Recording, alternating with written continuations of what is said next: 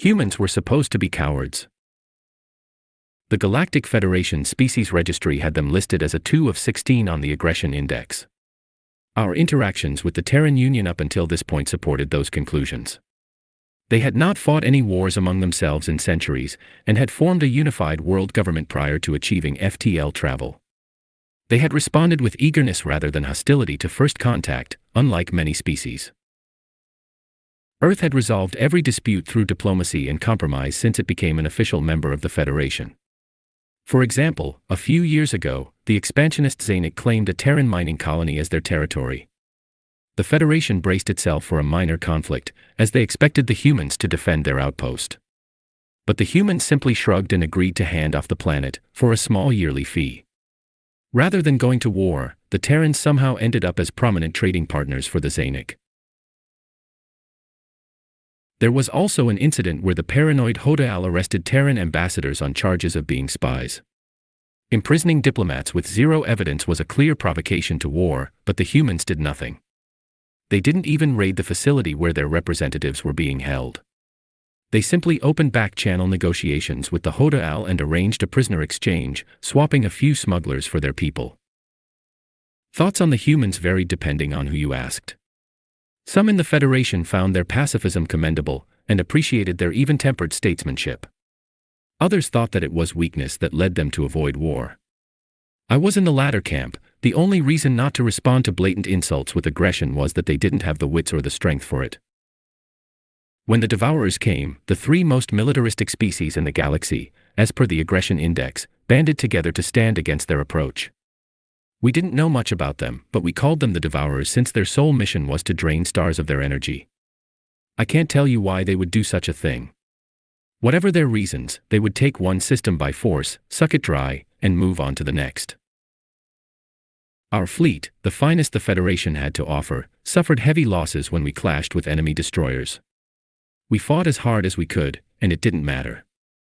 Our weapons hardly seemed to scratch their ships. It was a tough decision, but I ordered what was left of the fleet to retreat. As much as we needed to stop them, we would lose the entire armada if we stuck around any longer.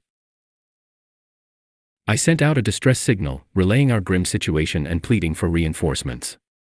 There were other species with lesser, but still potent, militaries within the Federation. But my request was returned with silence. Not a single one of those cowards volunteered to help. Hearing of our defeat, I suppose they decided to flee and fend for themselves. I thought we were on our own, until we detected human ships jumping to our position. How ironic, the only ones who came to our aid were the galactic pushovers. There were only 5 of them. According to our sensors, which was not nearly enough to mount a fight. A pathetic showing, but it was more than the 0 ships that had been sent by the other Federation powers. Sir, the Terrans are hailing us.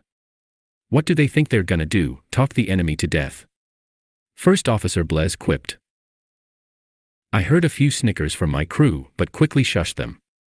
We need all the help we can get. On screen. A dark-haired human blinked onto the view screen. Federation vessel, this is Commander Mikhail Rykov of the Terran Union. We are here to assist in any way possible. I bowed my head graciously. Thank you for coming, Commander Rykov. I am General Kylan. Please join our formation and help cover our retreat. Retreat. The human commander blinked a few times, looking confused.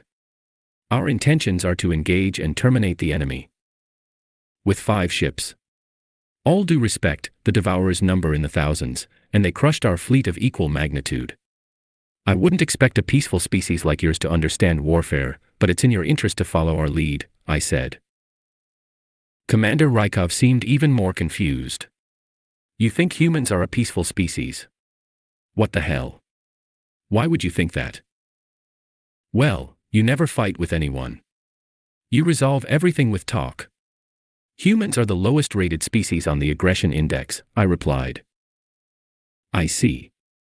The Federation has misjudged us there. Do you know why we avoid war, General? Because you don't think you can win. Fear. The human laughed heartily. No, it's because we know what we are. What we're capable of. And nobody's deserved that quite yet. The idea of Terrans making ominous threats would have been a joke to me before now, but something in Rykov's tone told me he believed what he was saying with conviction.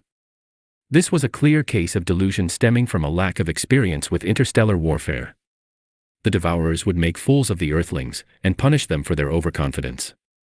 However, if the commander really wanted to send his men to a slaughter, I would not stop him. If you insist on fighting, I certainly won't stand in your way. But know that you're on your own. We're getting out of here. What is your plan? I asked. We brought a nanite bomb we developed. We've never actually used one before, since in about 5% of simulations, they don't stop with localized entities and consume all matter in the universe. Commander Rykov said this way too casually for my liking. But we programmed them to self-destruct after a few seconds, which will probably work. Ensign Carter, fire at the enemy in 5 seconds. My eyes widened in alarm. Wait, hold up, you just said it could destroy everything. The Terran flagship fired a missile before I could get in another word to stop them. At first, I thought that they had missed their mark. The projectile sailed through the Devourer fleet, not connecting with a single ship. Then, it detonated at the rear of the formation, and all hell broke loose. Space itself seemed to shudder as an explosion tore through anything in its vicinity. The force was so powerful that our sensors could only provide an error message as measurement. At least a third of the Devourer fleet was instantly vaporized, as an improbable amount of energy and heat turned them to metal soup. There was no way any occupants of those ships lived through that. The enemy vessels further out from Ground Zero survived the initial blast, though many of them sustained heavy damage. But an invisible force seemed to be slowly dissecting each of them. I could only watch in disbelief as the mighty cruisers disintegrated bit by bit. I suppose the bomb had thrown out a swarm of nanobots, which had attacked the ship's structure on a molecular level. The Devourers hardly knew what hit them. By the time they thought to return fire, there was nothing left to return fire with. Their arsenal evaporated in a matter of seconds, and undoubtedly, their personnel suffered the same fate. Where there had once been an unstoppable army, now only stood empty space. The humans had unleashed a wave of destruction that was unrivaled by anything I had ever seen in my military career, with just a single missile. Horror shot through my veins at the thought that they might one day turn their monstrous weapons on the Federation. There was no way to defend oneself against such diabolical creations. The aggression index needed an update. The kind of species that would invent weapons like that was number 2. Glancing around at my crew, I saw stunned and aghast reactions that mirrored my own. If they ever became hostile, the humans represented a threat of the highest level. They could more than likely wipe out the entire galaxy without breaking a sweat. Now that's taken care of. You should have just invited us to the party to start with. Commander Rykov grinned.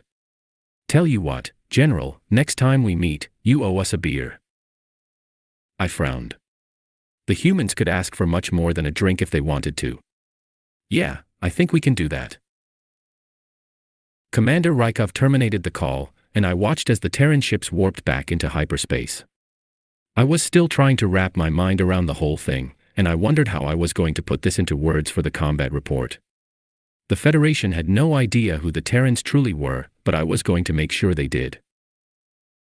And as I played the events of the day over in my mind, it clicked. I finally understood why such a powerful species would not show its hand. The humans avoid war because it would be too easy for them to win.